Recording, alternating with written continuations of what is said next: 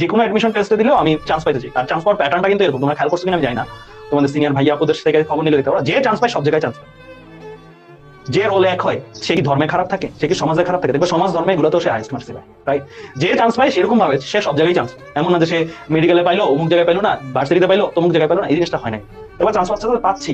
আর যে চান্স পায় না আনফর্চুনেটলি সে কোনো জায়গায় পায়, খুবই কষ্ট হয় তার জন্য।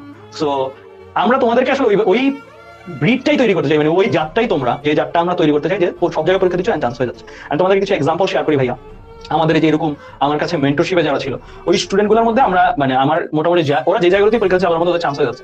ইঞ্জিনিয়ারিং প্রিপারেশন হিসেবে বাট মেডিকেলের থার্ড মেডিকেল যেটা সোহরাওয়ার্দী মেডিকেল ওইখানেও চান্স হয়ে যাচ্ছে। এরকমও স্টুডেন্ট আছে। ইঞ্জিনিয়ারিং প্রিপারেশন ইচ্ছে ঢাকা মেডিকেলেও চান্স হয়ে যাচ্ছে, কারণ ওভারঅল তাদের পরিশ্রমের পরিমাণটাই ছিল বেশি পুরো এইচএসসি লাইফ জুড়ে। তো ওদের ওইভাবেই তৈরি করা হয়েছে, ওদেরকে এক জায়গায় চান্স পাওয়ার জন্য, ওদের সব জায়গায় ডমিনেট করার জন্য তৈরি করা হয়েছে। তো তোমরা ওই ক্যাটাগরিটা বিলং করো। সো আমি জানি না